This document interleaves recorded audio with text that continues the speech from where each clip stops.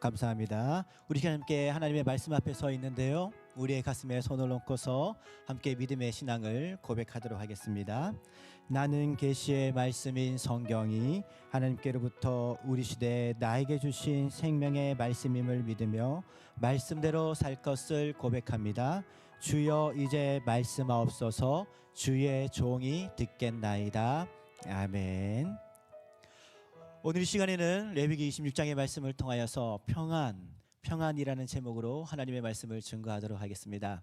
사랑하는 성도님 여러분, 한 주간 여러분들 참 수고 많으셨습니다. 제가 이렇게 여러분들에게 인사를 하는 이유는 제가 얼마 전에 뉴스를 보게 되었었는데요. 이런 이야기가 있었습니다. 얼마 전 보건복지부에서 통계 발표 자료가 있었는데 우리나라에서 심한 스트레스를 겪고 계신 국민들이 불과 2년 사이에 36%에서 46%, 2년 사이에 말이죠. 2년 전에는 36%였는데 지금은 46%까지 심각한 우울감에 빠져 살고 있는 국민들이 많다라고 하는 통계인 것입니다. 10명 중에 4명, 5명이 심각한 우울감을 안고 살아가고 있는 오늘 현대의 증상이 나타나고 있다라고 하는 것이죠. 근데 더 놀라운 것은요, 지난달이죠. 한국은행에서 올 초에 이런 분석을 내놓았습니다. 일자리를 원하지 않는 청년들의 추세가 점점점 늘어나고 있다라고 하는 것인데요.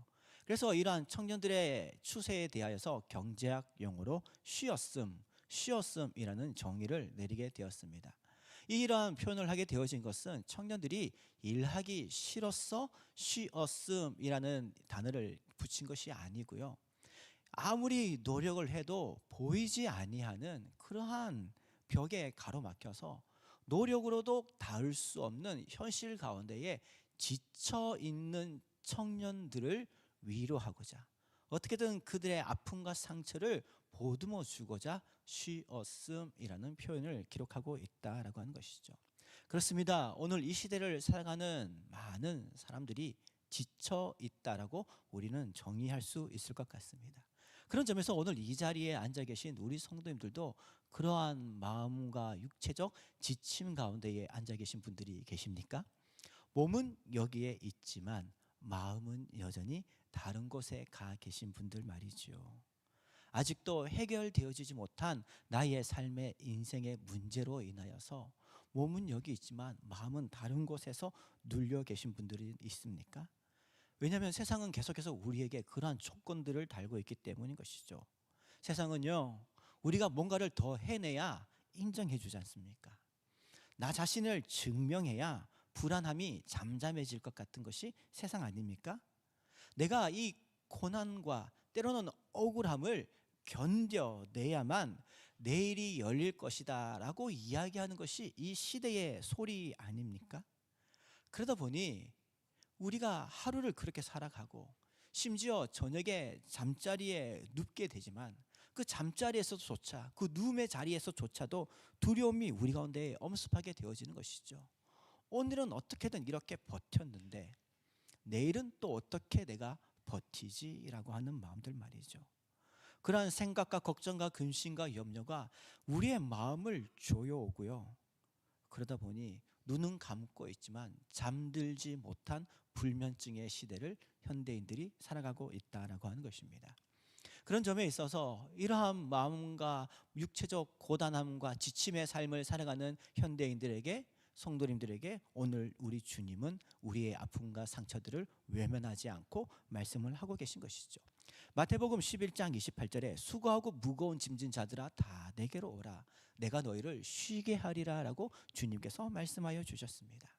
오늘 이 예배의 자리가 여러분들의 삶을 더욱더 옥죄에 있는 시간이 아니라 세상에서의 죄임의 옥죄임의 눌림의 삶을 살아가는 여러분들에게 참된 풀림이 있고 부서짐이 있고 여러분들을 누르는 것들을 다 내려놓고 참된 평안함과 자유를 회복할 수 있는 이 시간들 되어질 수 있기를 주님의 이름으로 축복합니다. 오늘 저희가 읽었던 레위기 26장이 그런 점에 있어서 우리에게 너무나도 은혜가 되어지는 말씀인 것이죠. 레위기 26장을 우리가 흔히 축복과 저주의 장이라고 제목을 붙이기는 합니다. 왜냐하면 너희들이 나의 명령과 규례에 순종하면 내가 이러한 복을 내리고 너희들이 나의 명령과 규례에 불순종하면 이러한 저주가 임할 것이다라고 하나님의 말씀이 기록되어져 있는 장이기 때문인 것이죠. 근데 하나님께서는요, 이 말씀을 우리에게 주실 때에, 구약 시대에 주실 때에 이것을 마치 하나의 거래적 관계로, 딜이라고 하죠. 내가 이렇게 해주면은 너희들이 나에게 이렇게 하면은 내가 너희들에게 이렇게 주겠다라고 하는 이 거래적 시장의 법칙을 가지고서 이런 말씀을 주신 것이 아니다라고 하는 것입니다. 하나님께서 우리가 하나님의 말씀에 순종함으로 말미암아 너희들을 보호하고 지켜주고 너희들의 생명을 연장시켜 주시겠다라는 말씀이 아닌 것이죠. 왜냐하면 이 레위기가 쓰여져 있을 당시에 그 이전에 말이죠, 이스라엘 백성들이 출애굽 애굽에서 종살이를 하고 있을 때에 이스라엘 백성들이 하나님과 어떤 거래가 있었던 것이 아니지 않습니까? 이스라엘 백성들이 눈물 흘리며 하늘을 향해서 탄식하며 기도할 때에 하나님께서 그들의 부르짖음과 눈물을 보시고 그들에게 구원의 은혜를 베풀어 주신 것이 출애굽 사건 아닙니까?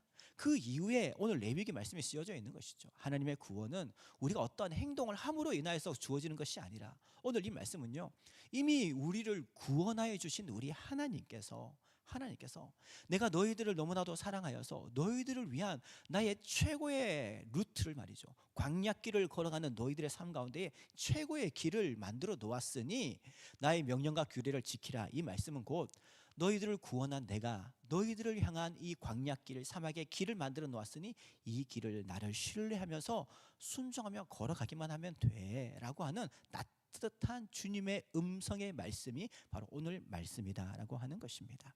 그러한 길을 걸어가는 자들에게 오늘 본문 6절의 말씀 보면은 내가 그 땅에 평화를 줄 것이다. 내가 그 땅에 평화를 줄 것이다 라고 말씀을 하고 있습니다.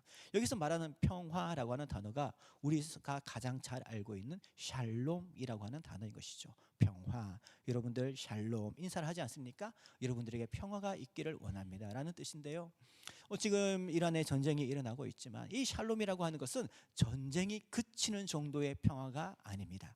하나님께서 우리에게 주시는 샬롬의 의미는요, 전쟁으로 인하여서 또한 전쟁이 없지만 도시에서의 삶으로 인하여서 사람들과의 관계 속에서 지친 직장의 삶, 가정의 삶 가운데에 우리의 마음이 찢어지고 깨지고 부서져서 가루가 되어져 버린 우리의 인생을 하나님께서 하나씩 그 조각을 맞추어 주시고 나의 존재감을, 나의 삶을, 하나님의 그 형상들을 다시 회복시켜 주시는 그 회복의 과정들, 그 시간들을 샬롬, 하나님께서 말씀하시는 평화, 평안이 담고 있는 의미인 것이죠. 그래서 오늘 말씀을 통해서 우리는 하나님께서 우리를 어떻게 우리의 삶 가운데에 복을 내려주시고 그 복 가운데에 깨어지고 부서진 나의 삶, 우리의 자존감, 나의 모든 삶이 하나님의 은혜 가운데 회복되어지는지를 말씀하고 있는지 함께 살펴보도록 하겠습니다. 그리고 마지막에 가서는요, 결국에는 이 하나님의 은혜는 예수 그리스도 안에서 회복되어진다라고 하는 앞으로 장차 오실 예수 그리스도에 대한 그런 놀라운 예언의 말씀까지 우리가 함께 살펴보게 시간이 될 텐데요, 시편 4편 8절 말씀에 내가 평안히 눕기도 하고 자기도 하리니 나를 안전하게 하시는 이는 오직 여호와시다라고 말씀하시는 하나님의 임마누엘의 은혜를 경험할 수 있는 이 시간 되어질 수 있기를 주님의 이름으로 축복합니다.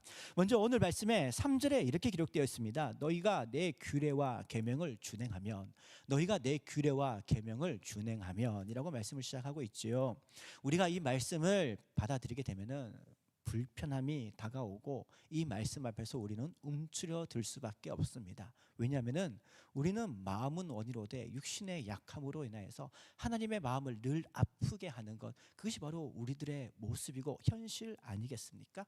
우리가 은혜 받았을 때는 주여 내가 주의 뜻대로 살겠습니다 라고 간절히 눈물 흘리며 고백하지만 뒤돌아서서 세상 길을 걸어가다 보면은 하나님의 마음을 아프게 하고 하나님의 말씀을 잃어버리고 하나님의 음성 듣기보다는 하나님의 말씀을 가까이 하고 찬양하고 기도하기보다는 세상 사람들의 소리와 세상 사람들의 그런 달콤한 유혹에 따라가는 삶을 살아가는 것이 우리들의 모습 아닌가요?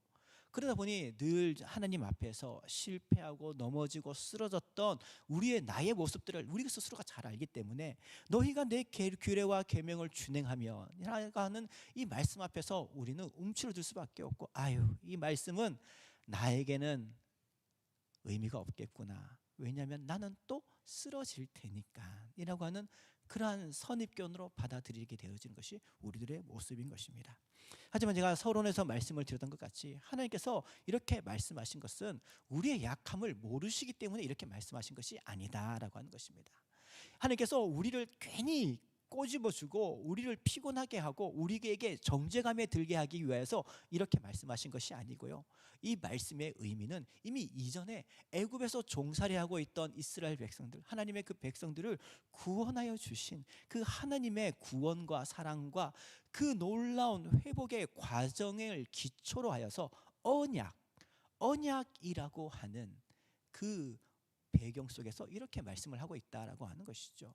그래서 우리가 이렇게 함으로 말미암아 하나님께 복이 임하는 것이 아니라 이미 우리는 하나님의 복을 받은 존재이고 앞으로도 지속적으로 복을 받을 수밖에 없는 존재들이기 때문에 하나님께서 우리를 위해서 만들어 놓으신 그 길을 우리는 하나님을 신뢰하면서 한 걸음 한 걸음 걸어가면 된다라고 하는 그런 주님의 그 마음에 빗대어서 이렇게 말씀을 시작을 하고 있다는 것입니다. 그럼 이렇게 길을 걸어가는 자들에게, 하나님을 신뢰하고 그 길을 순종하며 걸어가는 자들에게 어떤 은혜가 임할까요? 4절에 보니 이렇게 말씀하고 있습니다. 내가 너희에게 철을 따라 비를 내려 주겠다. 철을 따라 비를 내려 주겠다라고 말씀을 하고 있습니다. 오늘 우리가 읽었던 말씀은 레위기입니다. 고대 근동 사회인 것이죠. 지금부터 4,000년, 5,000년, 6,000년 전의 상황인 것이죠. 이 고대 근동 사회에서는 농경 문화 아닙니까? 하늘에서 비가 내리지 않으면 생명이 살 수가 없고 농작물이 살아날 수 없는, 비는 곧 생존인 시대였던 것이죠. 오늘날처럼 과학과 기술이 발전하여서 이런 인문학이 발전하고 또한 여러 가지 과학 기술이 발달하여서 여러한 수로가 만들어지고 그런 농경 문화가 만들어질 수 있는 그런 환경이 없는 시대였습니다. 비가 내린다 하면은 그곳으로 이주를 해서 살아갈 수밖에 없고, 어딘가에 풀이 있다라고 하면은 그곳으로 가고, 강물이 흐르고 물이 있다라면은 그곳에서 정착하는 것, 그런 농경 사회였던 것이죠. 그러니 하늘에서 비가 내린다는 것은 생명의 은혜였던 것이고 축복의 은혜였었는데, 하나님께서 하나님의 언약 백성들을 위해서 준비해 두신 그 길을 걸어가는 자들에게 하나님께서 비를 내려 주시겠다라고 하는 것이죠. 이 말은 즉슨 우리에게 비가 필요할 그 타이밍이 언제나 필요하지 않습니까? 있지 않습니까? 우리가 공부할 때에 지혜가 필요한 타이밍이 있죠. 어떠한 선택지 앞에서 하나님의 특별한 분별력이 필요한 타이밍이 있고요. 우리의 건강이 약해질 때에 우리의 그 위험한 신호 속에서 그 건강을 다시 회복할 타이밍이 있지 않습니까? 근데 우리는 그것을 놓칠 때가 너무나도 많지만 하나님을 신뢰하며 걸어가는 자들에게 하나님께서 때에 맞춰서 철에 맞춰서 그 모든 은혜를 우리에게 필요에 따라서 공급해 주시고 책임져 주시겠다라고 하는 약속인 것입니다. 나의 일터 속에서, 우리의 가정 속에서 필요한 것을 공급해 주시겠다라고 하는 것인데요, 5절에 보면 더 깊은 위로의 말씀이 나옵니다. 너희의 타작은 포도 딸 때까지 미치며 너희의 포도 따는 것은 파종할 때까지 미치리니. 아멘. 농부가 농사를 짓고 그 식물을 경작하게 되어지게 될 때에 얼마나 많은 시간이 필요합니까? 많은 날들이 필요합니까? 그런데 그런 날들과 날들 사이에 공백기가 많이 있죠. 씨를 심었으면은 그 씨가 잘 내리고 그곳에 싹이 나기까지, 생명이 피기까지 정말 적당한 온도와 좋은 수분과 그런 날씨들이 필요한 것 아닙니까? 씨를 심는 그 순간부터 농부의 마음에는 근심이 생기기 시작하는 것이죠. 이것을 어떻게 수확할까라는 것보다는 어떻게 하면 이것이 잘 자랄 수 있도록 모든 것 환경들이 잘 맞춰져 나갈까라는 근심이 동시에 생기지 않습니까?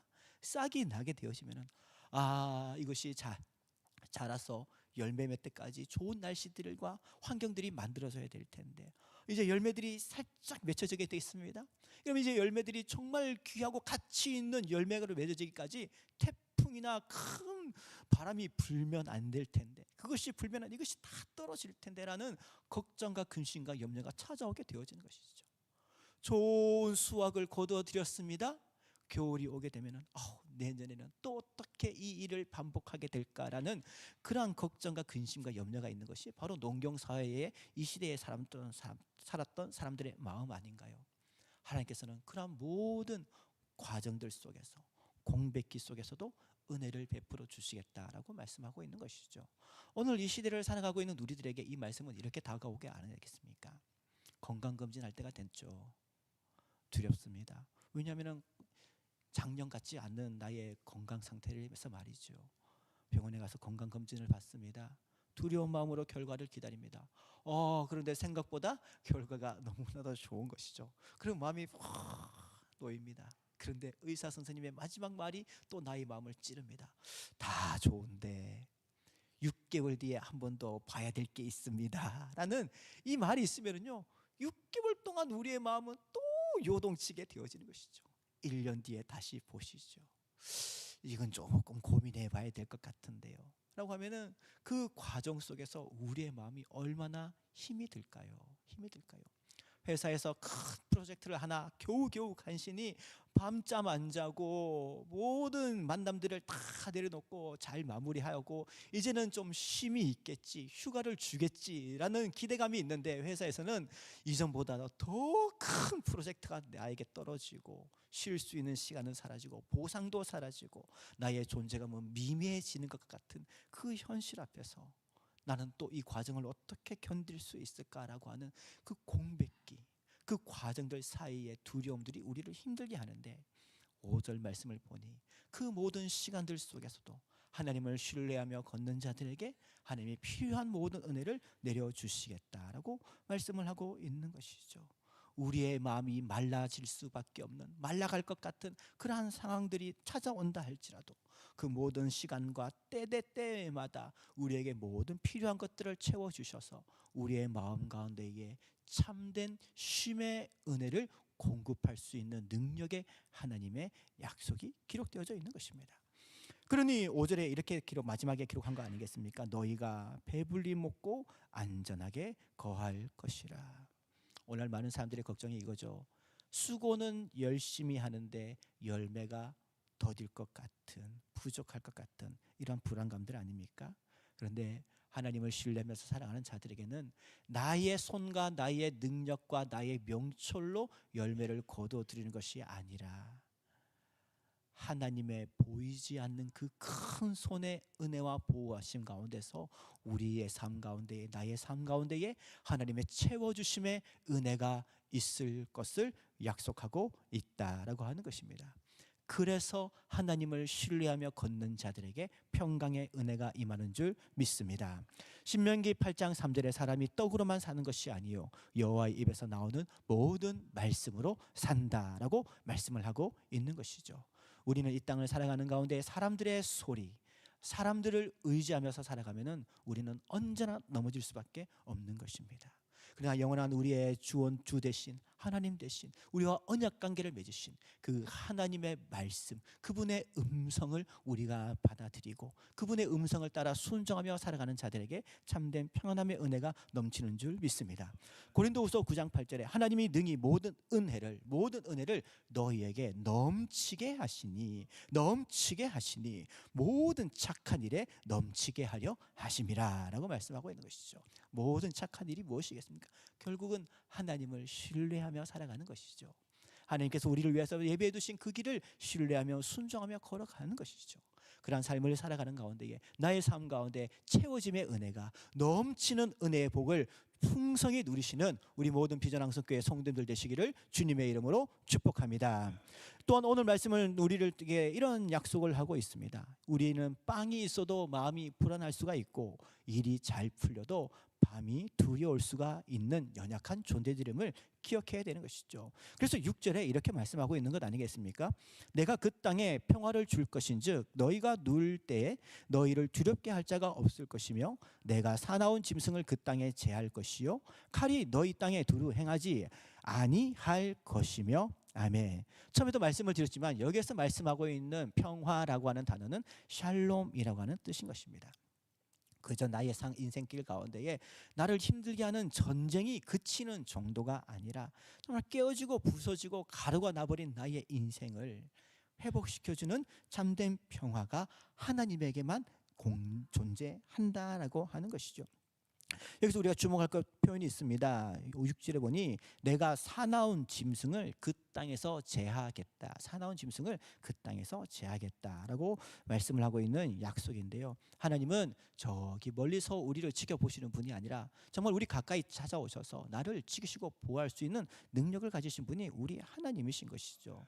고대 시대에는 짐승이 사람을 공격하고 해롭게 하는 일들이 있었던 것이죠. 그렇다면 이 땅을 살아가는 우리들에게는 어떠한 것이 바로 이러한 사나운 짐승이게 될까요? 실제적인 나에게 닥치는 위험, 때로는 보이지 않는 두려움이 오늘날 우리를 공격하는 그러한 짐승과 같은 존재들이 아닐까요?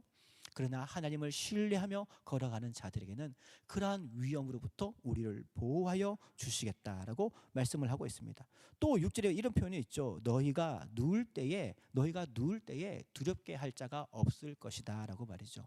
우리에게는 낮의 시간도 있지만은 밤의 시간도 있지 않습니까?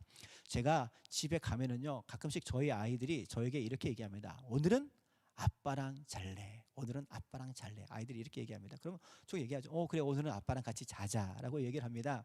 그런데요, 그 아이들이 아빠랑 잘래라는 얘기가 잘 나오지가 않습니다. 왜냐하면은 아이들이 왜 저랑 같이 자려고 할까요? 아이들은 밤이 두렵잖아요. 그래서 내가 잠들 때까지 아빠가 옆에서 나를 지켜주고 재미있는 이야기도 해주고 기쁘고 즐거운 마음으로 잠에 편안하게 들기를 원하는 아이들의 바람이 있기 때문에 오늘은 아빠 옆에서 자야지, 이런 것 아닌가요? 그런데요, 이게 저희 집에서는 안 됩니다. 왜냐하면은 저는 누우면은 바로 자거든요. 누우면 바로 이렇게 코부터 골다 보니까 아이들이 오늘은 아빠랑 잘래? 그래, 아빠랑 같이 자자. 이렇게 누우면은 제가 바로 자버리니까요, 어렴풋이 저도 느껴집니다. 아, 얘가 일어나서 엄마한테 걸어가는구나. 엄마한테 저희가 따로 자고 있는데, 저는 이제 새벽 일찍 교회를 나가야 되다 보니까 이제 가족들이랑 따로 자는데, 아이들이 잘 때는 누울 때는 제 옆에서 눕는데 제가 잠들자마자 에이, 아빠 또 잠들어 버렸네, 무서워서 못 자겠다, 엄마 옆에 가야지 라면서 또 엄마를 피곤하게 하는 그런 일들이 참 반복이 되어지는데, 아이들에게는 아이들만의 두려운 밤이 있죠. 근데 우리 어른들에게는 어른들의 두려운 밤이 있고, 연로하신 분들에게는 연로하신 분들의 두려운 밤이 언제나 찾아오는 것 아니겠습니까? 밤이 되면은 내일을 또 어떻게 살아가지? 오늘은 이렇게 불안하게 마친 것 같은데 오늘 이루지 못한 이것을 내일 내가 어떻게 더 많은 일들을 감당할 수 있을까라고 하는 그런 불안과 염려가 나를 짓누르게 되어지는 밤 말이죠. 그러나 하나님께서는 그러한 밤에도 우리를 보호하시고 그 모든 나를 짓누르는 것에서부터 보호하여 주시겠다라고 말씀을 하고 있는 것입니다. 또한 하나님께서는 칼의 전쟁으로부터도 우리를 보호해 주시겠다라고 말씀하셨는데요. 고대 시대에는 국가 부족 간의 칼의 전쟁이 있지 않았습니까? 근데 지금 우리가 살아가고 있는 대한민국에서는 그런 칼에 눈에 보이는 그런 날카로운 칼의 전쟁은 없지요. 하지만 우리의 삶을 자세히 보면은 너무나도 많은 칼들이 있습니다. 언어의 칼, 말의 칼이 있습니다. 사람들과의 관계의 칼이 있습니다. 성과와 비교의 칼이 있고, 실패할까봐 나 스스로 해야 하는 불안과 염려의 칼이 있습니다. 그런데 하나님께서는 이러한 칼날들이 두루두루 행하지 못하도록 우리를 보호하여 주시겠다고, 무차별적으로 나를 휘젓지 아니하도록 하나님께서는 그러한 세상의 칼들로부터 나를 지키시고 나의 앞에서 함께 동행하시면서 경계하시면서 나의 마음과 생각과 발걸음을 지켜주시겠다라고 약속하고 계신 것입니다. 그래서 7절과 8절 보면 이런 표현이 나오는 것이죠. 너희 다섯이 백을 쫓고 너희 백이 만을 쫓으리라. 아멘. 나의 힘과 나의 능력으로 우리가 이 세상을 이길 수 없듯이 하나님의 능력과 하나님의 그 권능하신 기적과 같은 능력으로 말미암아 이 땅에서의 삶에 참된 역전의 은혜가 하나님으로부터 우리에게 주어지는 놀라운 약속을 하고 계시는 것이죠. 그래서 나 스스로 나를 지킬 수 있는 것이 아니라 나보다 더 강하시고 나보다 더 나를 더 잘 아시는 하나님의 은혜 속에서 그 믿음의 평안의 길을 걸어가실 수 있는 우리 성도들 되시기를 주님의 이름으로 축복합니다. 우리는 결코 혼자가 아닙니다. 우리는 결코 세상에 홀로 방치되어져 있는 버려진 존재가 아니다라고 하는 것이죠. 그래서 빌립보서 4장 6절과 7절 말씀, 아무것도 염려하지 말고 모든 일에 다만 기도와 간구로 너희 구할 것을 하나님께 아뢰라. 그리하면 모든 지각에 뛰어나신 하나님의 평강이 그리스도의 예수 안에서 너희 마음과 생각을 지켜주신다라고 말씀을 하고 있는 줄 믿습니다. 시편 121편 5절과 6절 말씀에 여호와는 너를 지키시는 이시라. 여호와는 너를 지키시는 이시라. 낮에 해가 너를 상하게 하지 못하고 밤에 달이 너를 상치 아니하는 하나님의 보호하신 가운데에 믿음으로 승리하시는 참된 평안의 길을 걸어가시는 우리 모든 비전 항성교회 성도들 되시기를 주님의 이름으로 축복합니다. 마지막으로 이제 우리가 왜 하나님의 은혜와 평강과 복이 우리 가운데에 임할 수 있는지를 함께 살펴보도록 하겠습니다. 사랑하는 성도님 여러분, 하나님께서는요 오늘 레위기 26장 4절과 5절을 통하여서 우리 가운데에 공급하시는 복을 말씀하고 있고 6절에서 8절까지의 말씀을 통하여서 우리를 보호하시는 복을 말씀하고 있습니다. 이제 9절부터 13절까지는 왜 하나님께서 이토록 우리를 사랑하시고 보호하시려고 하는지에 대한 약속과 그 근원이 기록이 되어져 있는데요. 9절에 보면은 이렇게 기록되어 있습니다. 내가 너희를 돌보아 너희를 번성하게 하고 너희를 창대하게 할 것이며 내가 너희와 함께한 내 언약을 이행하리라. 아멘. 내 언약을 이행하리라. 여기가 핵심이 되어지는 것이죠. 하나님이 우리에게 복을 주시고 우리의 길을 보호하시고 인도하시는 이유는요, 이미 하나님과 우리 사이에 맺어진 언약이라고 하는 것이 있기 때문에 이러한 은혜가 우리 가운데에 임하는 것입니다. 우리가 잘해서 하나님의 은혜가 임하고 우리가 못해서 하나님의 은혜가 떠나가는 것은 아닙니다. 그거는 세상의 방식과 세상의 거래인 것이죠. 하나님은 언약이라고 하는 단어를 사용하고 계시다라고 하는 것입니다. 11절과 12절에 보니 이렇게 기록되어 있습니다. 내가 성막을 너희 중에 세우리니 내 마음이 너희를 싫어하지 아니할 것이며 나는 너희 중에 행하여 너희의 하나님이 되고 너희는 내 백성이 될 것이라. 아멘.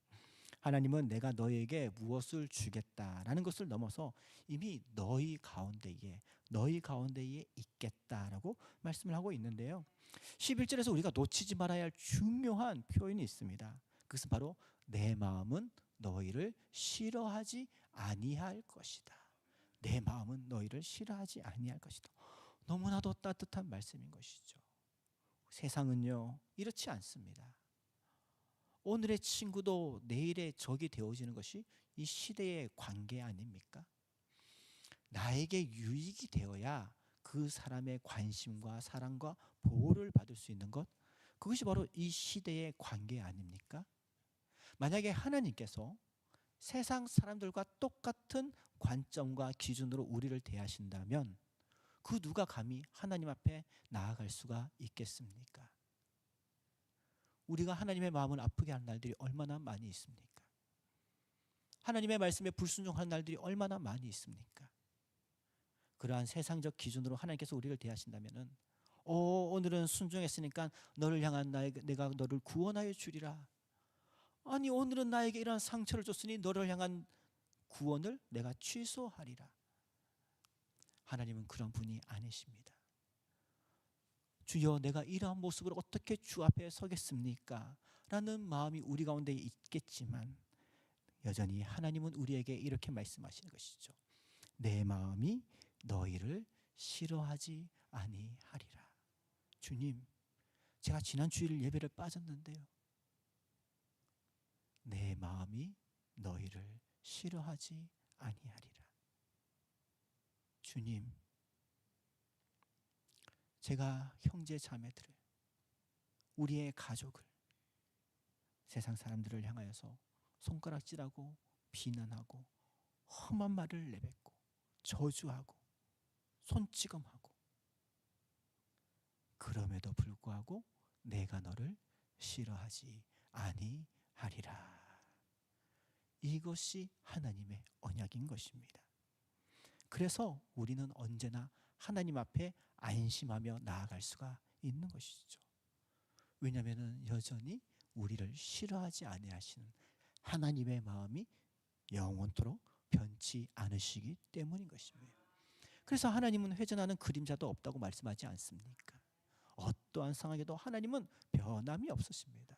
그래서 우리는 이것을 신실하신 하나님, 언제나 동일하시다라는 신실하신 하나님이다라고는 표현을 하는 것이죠. 거룩하신 하나님이 또 뭐라고 얘기하십니까? 성막을 너희 중에 세우겠다. 성막을 너희 중에 세우겠다라고 말씀하십니다. 이스라엘 출애굽 광야길을 걸어가는 이스라엘 백성들에게 성막이라고 하는 공간과 장소이 텐트입니다. 성막은 텐트인데요.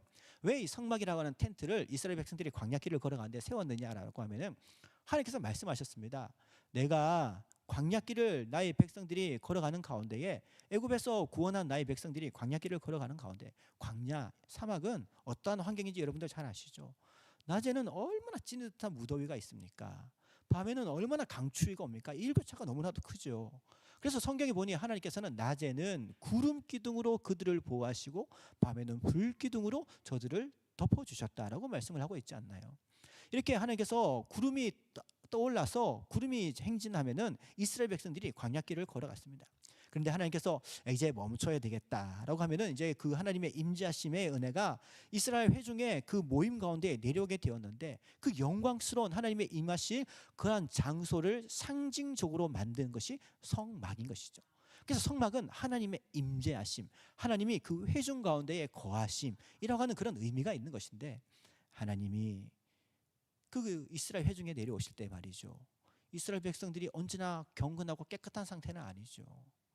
얼마나 많은 사람들이 때로는 죄를 짓는 사람들도 있었고 때로는 부정한 사람들도 있지 않았겠습니까? 그럼에도 불구하고 하나님은 그들 가운데에 임재하신다라고 하는 것이죠.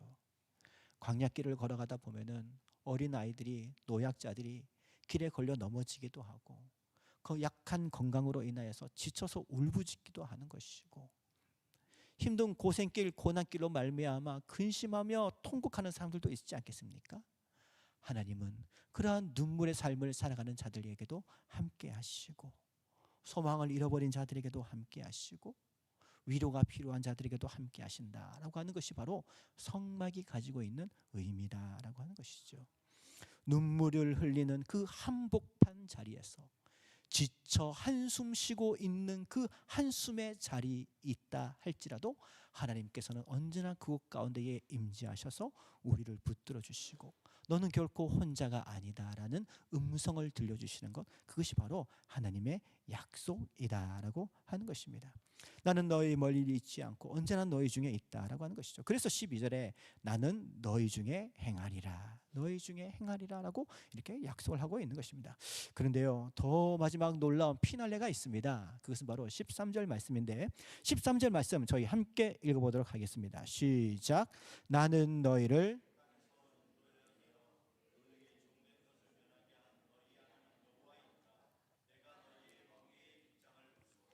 너희를 바로 서서 걷게 하느니라. 아멘. 여기서 내가 너희를 빗장을 부수고 너희를 걷게 하였다라고 하는 이 표현은 완료형으로 기록이 되어져 있습니다. 미래형이라고 한다면은 미래형이면은 너희들이 내 말에 잘 순종하고 나의 길을 따라가면은 내가 나중에 너희들에게 이렇게 해줄게. 그게 미래형인 것이죠. 그러나 완료형이 뭐겠습니까? 이미 나는 너희들에게 그렇게 행하고 있다라고 하는 것입니다. 하나님께서는 그런 의미로 이 완료형으로 이 문장을 기록을 하고 있는 것이죠. 그런데 여기서 놀라운 표현이 나옵니다. 우리의 멍에의 빗장을 부수셨다라고 이야기를 하고 있는 것이죠. 멍에가 뭡니까? 우리 대한민국에서는 소를 키우시는 분들이 소에게 이렇게 멍에를 이렇게 메우지 않습니까? 그래야 컨트롤하게 되어지는 것이죠. 그런데 이 멍에가 엄청 무겁지 않습니까? 사람의 몸을 짓누르게 만드는 것이죠. 그런데 과거에는 이런 멍에를 또 누가 짐승만 맨 게 아니죠. 죄인들, 종들에게도 이런 멍에를 쥐우지 않았습니까?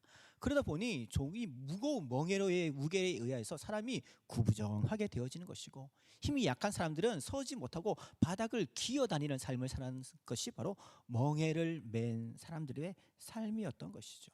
근데 오늘 이 시대를 보면은요, 그런 멍에를 맨 사람들이 얼마나 많이 있습니까? 세상의 멍에가 너무나도 많이 있습니다. 성과의 멍에를 맨 사람들도 있고요, 비교의 멍에, 죄책감의 멍에, 나는 부족하다, 나는 죄이다라고 하는 그런 낙인의 멍에를 메고 살아가는 구부정한 삶을 살아가는 올바로 서서 걷지 못하는 사람들이 넘쳐나는 이 시대인 것입니다. 그러한 시대를 향하여서, 그러한 백성들을 향하여서 하나님께서는 말씀하고 선포하시는 것이죠. 내가 이미 그 빗장을, 그 멍에를 부수었다라고 선포하고 계신 것입니다. 그렇기 때문에 우리는 더 이상 멍에를 메고 있는 종이 아니고 죄인이 아닌 것이죠.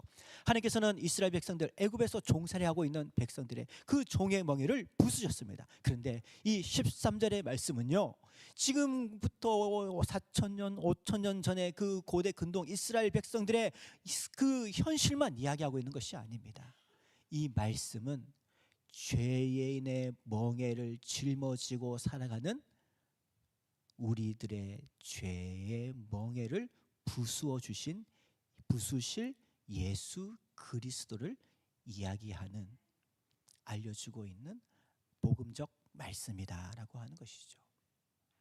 레위기 말씀인데 말이죠.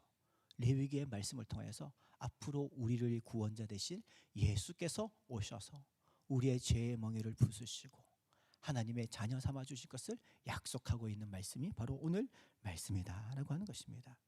그래서 우리는 이 지점에서 그리스도를 다시 발견하게 되어지는 것이죠. 예수님은 십자가로 죄의 멍에를 꺾으시고 부활로 우리에게 새 생명을 주신 분이신 줄 믿습니다. 그래서 성도들은요, 더 이상 버티는 종이 아니라 예수님의 은혜로 구원함을 받은 백성으로서 주님과 하나님과 성령님과 함께 걷는 자녀의 삶이다라고 하는 것이죠. 하나님이 우리 가운데 거하실 때에 우리가 함께 똑바로 걸어갈 수가 있는 것입니다. 하나님이 여러분들에게 주시는 복은 이것인 것이죠. 내가 너희와 함께 걷겠다. 너희를 눌러왔던 그 모든 멍에를 내가 끊고 너희를 다시 세워주겠다. 이것이 바로 예수 그리스도를 통해서 오늘 이 시대를 살아가고 있는 우리에게 주시는 하나님의 약속인 것입니다. 요한복음 1장 14절에 말씀이 육신이 되어 우리 가운데 거하심에 은혜와 진리가 충만하더라라고 말씀하고 있는 것이죠.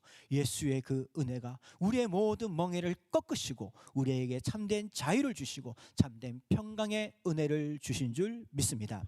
갈라디아서 5장 1절에 그리스도께서 우리를 자유롭게 하시려고 자유를 주셨으니 다시는 종의 멍에를 매지 말아라 라고 명령하고 있는 것입니다. 우리는 이미 예수님의 그 십자가 사건으로 말미암아 종의 멍에를 주님께서 벗겨주셨는데 왜 우리는 자꾸 그 주께서 벗겨주시고 부숴버리신 그 멍에를 다시 찾아가지고 내 목에 매려고 하십니까? 이제는 그것을 던져버리십시오. 십자가 밑에 파묻혀 있는 그 멍에를 자꾸 다시 파내어서 나의 목에 지우지 마시고 이젠 그것을 태워버리십시오. 그리고 이젠 자유함 가운데에 하나님이 나와 함께 하시고 주의 은혜가 나에게 함께 하게 있으니 주께서 나를 위하여서 예배해 주신 그 믿음의 길을 내가 하나님을 신뢰하면서 이제 아멘 주 예수여 어서 오시옵소서라는 그러한 신앙을 가지고서 주님과 함께 그 믿음의 길을 걸어가실 수 있는 우리 모든 비전항성교회 성도들 되시기를 주님의 이름으로 축복합니다. 여러분들의 삶 가운데 찾아오는 삶의 어려움이 있으십니까? 세상에 칼날이 있으십니까? 두려워하지 마십시오. 하나님께서 그것을 지켜주시고 보호하시고 채워주신다고 약속하고 있으니 이제는 그 나를 위하여 은혜가 되신 삶의 부활의 첫 열매가 되신 예수님의 이름으로 기도하십시오. 기도하는 가운데에 주의 은혜와 가운데 보호하심을 받으시고 나를 향하여서 나를 그 모든 세상의 어려움 가운데 주의 은혜로 이겨내시고 견뎌내시고 주님과 함께 그 믿음의 길, 승리의 길을 걸어가실 수 있는 참된 평강의 은혜의 길을 걸어가실 수 있는 우리 모든 비전항성교회 성도님들 되시기를 주님의 이름으로 축복합니다. 그래서 베드로전서 5장 7절 말씀에 너희 염려를 다 주께 맡기라.